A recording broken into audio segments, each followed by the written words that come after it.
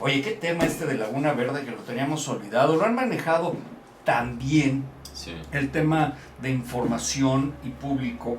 Expertos les han enseñado, yo creo, al gobierno a mejor no hablar. Es de las cosas que no se hablan, pero de pura casualidad me tropecé con el tema, Héctor. Y tener una planta nuclear es muy bueno, puede ser genialmente bueno en poca emisión de contaminantes y generación de energía eléctrica, pero muy peligroso porque se puede ir de las manos. Pero además salirse de las manos, y esto le digo a los amigos que ahorita vamos a contactar de Facebook, el problema por el cual se te puede ir de las manos es a través de un fenómeno natural, como pasó en Japón. Así es. O por no cuidar bien las instalaciones. Y si no tenemos bien las patrullas, y si tenemos diablitos que se vuela la mitad de la compañía de Luz y Fuerza por todas partes, en las estaciones del metro, frente a la policía, pues yo quiero entender que la información de la cual se habla acerca del estatus de Laguna Verde es de preocuparse. Así es. ¿Qué es Laguna Verde, Héctor? Gracias, Eddie, buenas noches. Y además, añadiría yo, y encima si está en Veracruz, ¿no? Porque eso añade un problema. Imagínate, Veracruz y Duarte. Exactamente. Bueno, mira, Eddie, este tema, como tú bien dices, sale a la luz recurrentemente, a veces con más fuerza, a veces con menos. Cuando hay un desastre natural importante como el de Fukushima, pues sale a colación. Porque tenemos una planta nuclear en México y es la única planta nuclear que hay en México, y porque creo que la gente que lo ideó para su operación en el año 90, la primera fase, y 95 la segunda, son dos digamos partes o dos unidades que están en el reactor, lo pensó bien, porque imagínate, casi el 80%, hay un momento en el que casi el 80% de la energía que consume Alemania es nuclear. Sí. Bueno, pero ya cerraron plantas de acuerdo. allá. Después del accidente en Japón dijeron, a ver, creo que es importante que no nos rebase la capacidad y que no estemos poniendo todos los huevos en una sola canasta, ¿no? Más bien esos de huevos. Y de canasta también. El asunto es que se vendió muy bien la idea y se compró muy bien la idea de que ante un escenario donde los combustibles fósiles están a la baja y son brutalmente contaminantes y emiten gases invernadero, etc., pues la energía nuclear es de las más limpias, ¿no? Y además se fueron haciendo como mitos en torno a la seguridad de los reactores nucleares. Se pensó que nunca un desastre natural iba a poder con un reactor nuclear, que no iba a haber un tsunami que pudiera con él, que no hubiera un terremoto que pudiera destruir una planta nuclear, que el material que está tan resguardado, con tantos filtros que hay de seguridad, nunca iba a salir a la atmósfera, etc. Y todos esos nos, o posibles nos, se hicieron añicos con el accidente en Japón, porque pasó todo el peor escenario posible. Y que en Japón pase algo así. Claro, con todos los estándares de seguridad. Y entonces ahí fue como otra vez poner énfasis en todos los países que tengan centrales nucleares, ojo, y más si son de tercer mundo, y más si no tienen controles de seguridad tan eficientes como se piensa que en México. Hubo una visita cuando todavía estaba Narro Robles como rector de la UNAM, y el gobernador Duarte en Veracruz, una visita que hicieron, nuestra técnica que hicieron a Laguna Verde, donde los investigadores pues pusieron un poco en énfasis que en Laguna Verde hay un problema fundamental, que es hay periodos donde por falta de suministros o por falta de controles de operación eficientes, tienes que estar parando la producción intermitentemente. Y eso genera problemas y pérdida que puede llegar incluso a $1 millón diarios para la operación. En una planta que te produce no más allá del 3% de la energía que consume México. Entonces, si por problemas de operación, problemas de costos, problemas de manejo de los residuos, problemas de riesgo, porque está prácticamente en la costa del Golfo de México, en una zona donde hay una falla sísmica, en una zona donde hay población cercana, ya, porque antes cuando se hizo en los años 90 se puso a operar, pues no había... Bueno, se empezó a planear desde 70, desde Díaz Ordaz, de ahí Echeverría. Así es, tú imagínate cómo era México en los años 70, donde los núcleos poblacionales estaban lejos de estos tipos de sitios, ¿no? Nada más recordando, fue López Mateos, 58, 64, Díaz Ordaz, 64-70, 70-76 Echeverría, 76-82 López Portillo, 82-88 Miguel de la Madrid. Okay. Se empieza todo este movimiento con Echeverría en su plan. A pensarse, porque era parte de esta idea modernizadora. Pero se inaugura en 72, o sea, empieza desde Díaz Ordaz. Sí, pero ya, digamos, la fase comercial de producción de energía ya utilizable hasta 90, después 95, ¿no? Y el accidente de Chernobyl que puso el asunto del candelero fue en 86. Entonces fue en pleno momento de ponerla a andar que viene el accidente de Chernobyl. Y ahora que fue en el 2011 el de Japón, pues ya la mirada es, bueno, ¿cuál ha sido la bitácora de problemas con Laguna Verde? Bien dice Cedi que en este tipo de temas, depende a quién le preguntes, depende de qué escenario tienes, ¿no? Le preguntas al gobierno y te dice, mira, está el portal de Laguna Verde, ahí hay un centro de información, están todas las medidas a la luz, medidas de seguridad. Es verdad que el personal, como siempre sucede en México, el personal técnico es altamente capacitado, es gente que tiene muchas herramientas técnicas para estar operando ahí, y que le saca el rendimiento importante al reactor. Pero por otro lado está la bitácora de problemas y pendientes. Se tiene estimado que llegan a ser en los últimos 10 años más o menos 5,000 o 6,000 problemas sin atender que se van acumulando. ¿Cómo? Sí, 5,000 o 6,000 problemas detalles de operación que se van acumulando no resueltos. ¿Y por qué no se resuelven? Bueno, ¿Por cuestiones de ingeniería, de ciencia, de capacidad? De ciencia, de presupuesto, de capacidad, de insumos. Es decir, y son detalles que al final dices, a ver, en este tipo de terrenos es muy delicado porque estamos hablando de energía nuclear, ¿no? Y de contaminantes, más que el peligro nuclear, que esto pudiera causar una catástrofe que pusiera en riesgo a la cuarta parte del país. Por lo menos. Sí, pero más que eso, porque no va a haber un cataclismo nuclear, es más bien el efecto contaminante, ¿no? Esta tecnología que se sigue en este reactor, que es de fisión nuclear, hay dos mecanismos para hacer energía nuclear.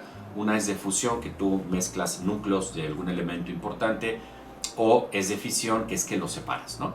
Entonces, en los reactores de fisión nuclear, lo que hace es aprovechar la energía que se desprende de separar los protones que están en el núcleo. Esa energía que se libera hace calentar el agua a temperaturas constantes muy altas, y esa agua caliente la puedes aprovechar generando un vapor que va a una turbina y la turbina funciona, ¿no? Entonces allí en ese proceso el agua que tú necesitas, como es muy abundante para estar enfriando el proceso y mantenerlo a una temperatura que tú necesitas que el reactor esté en un sitio muy cercano a fuentes de agua. Por eso está cerca del Golfo de México. Y entonces eso para enfriar. Para enfriar. Necesitas agua. Pero el mar de Veracruz no es exactamente frío. Pero es agua. O sea, lo quitas es agua, ¿no? Okay. Agua abundante y fácilmente a la mano. Y esa agua, una vez que entra en el proceso, que está el uranio, son dos tipos de uranio, 238, 235, que son muy inestables, entonces están constantemente liberando protones, entonces eso genera una energía que ese uranio se queda en el agua. Entonces el agua que pasa por ahí para enfriar el reactor y la reacción tiene que ser reutilizada, porque no la puedes lanzar otra vez a que la consuma el ser humano o a los plantíos. Teóricamente. Sin México todo se puede.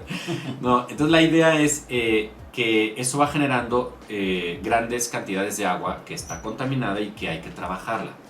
Entonces parece ser que muchos de los pendientes en torno a estos controles está con el uso de esa agua, que no está tan eficiente el control. Son pendientes que obligan a que si no tienes control suficiente con los residuos energéticos, tienes que parar.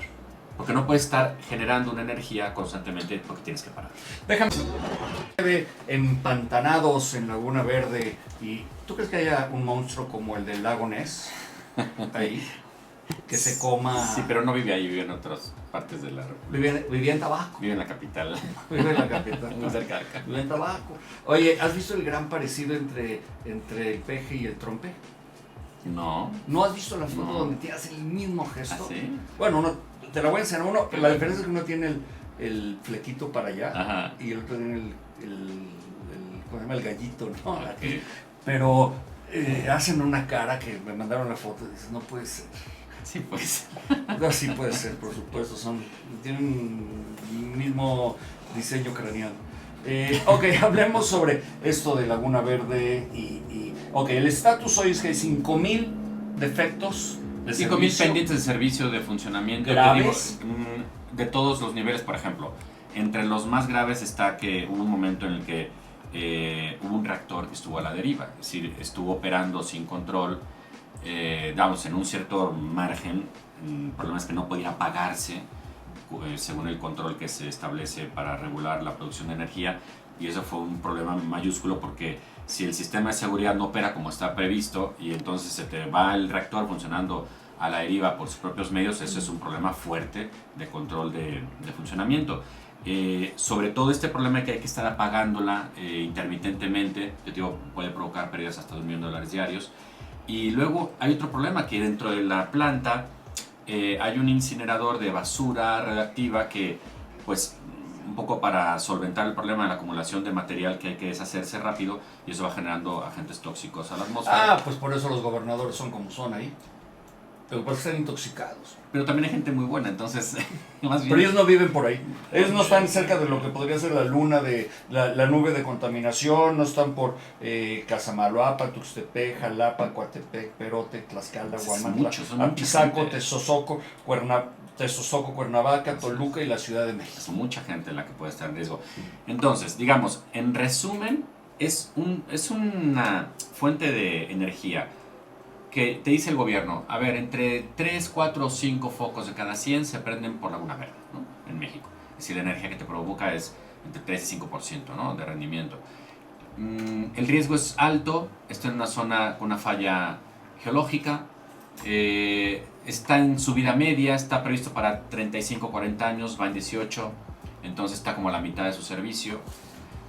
Una vez que deje de operar hay dos caminos, o lo desmantelas o lo potencias, ¿no? Si lo vas a desmantelar no puedes deshacerlo de un jalón porque el material que está construido ya es radioactivo.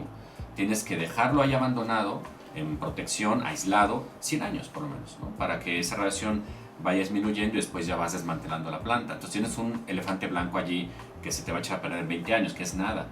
Y si lo potencias, pues tienes que dar una serie de garantías que ahora sí que Obama tiene, ¿no? Entonces el problema es que ya en países como Alemania, como bien decías, después del accidente en Japón, se hizo el cambio de paradigma, vamos a otro tipo de energías renovables, y entonces pues tenemos ahí un problema que, como en este país alguien construyó pensando supuestamente en grande, y ahora en grande es el problema que tenemos enfrente. Los dos exdirectores de la CFE, y hoy uno de ellos presidente del PRI, no han comentado que yo me acuerde algo importante acerca de Laguna Verde. Es mejor tenerlo calladito y que nadie lo mueva. Eso por un lado. Por otro lado, no es de que la basura la tiras al mar y pues es como si como en Acapulco, que tiran la basura de los hoteles, los drenajes al mar a medio kilómetro de la playa. Y tú lo ves. Lo ves, claro. Eso es uno de los grandes problemas de Acapulco, no solamente los narcos. Sí. Pero esto no lo puedes tirar al mar, porque además se lo van a llevar las corrientes para todas partes. Mi pregunta es, ¿qué opina la comunidad científica nacional y del mundo acerca de Laguna Verde? En general es muy crítica. Es crítica porque pone énfasis en que aunque la capacidad técnica de los operarios es buena, los procesos no lo son, los controles dejan mucho que desear, y además por más que quieras tú poner controles, por ejemplo, se decía en Chernobyl, ¿cuál fue el problema? Que salió a la atmósfera el material radioactivo y toda la contaminación porque los blindajes, por decirlo de alguna manera, eran, por decirlo así, un solo blindaje. En Japón había hasta 2 o 3 blindajes, colapsaron también. Si por más blindajes que le pongas tú al reactor, hay riesgo. Me decían en la planta hidroeléctrica de Polonia, en la que estuve transmitiendo, que el problema realmente fue que no tenían una planta alternativa como diésel o de algún combustible para poder echar a andar el refrigerador, porque como se fue la luz, si hubieran tenido una planta, digo, no como la de un edificio, pero una planta se sobrecalienta y entonces claro, de combustible, de diésel, hubieran podido enfriar por días el reactor. En México, conoces o existirá alguna planta alternativa que pudiera estar mandando energía en caso de que se fuera la luz por cualquier razón natural? Bueno, el riesgo allí más bien es en cuanto al enfriamiento, que dejar de tener una fuente de agua constante para poder enfriar el reactor. Por eso. Entonces ahí no hay problema porque está cerca del mar, ¿no? También estaba en el mar y de hecho tenían una presa, o estaban cerca del Báltico, a la orilla del Báltico estaban. Entonces sí, y Chernobyl no sé dónde estaba, pero Fukushima estaba en la orilla del mar. Lo que no tenían era cómo agarrar un problema por el tsunami, ¿no? Pero bueno, digamos que en términos generales es crítica la postura de la comunidad científica y tecnológica en México.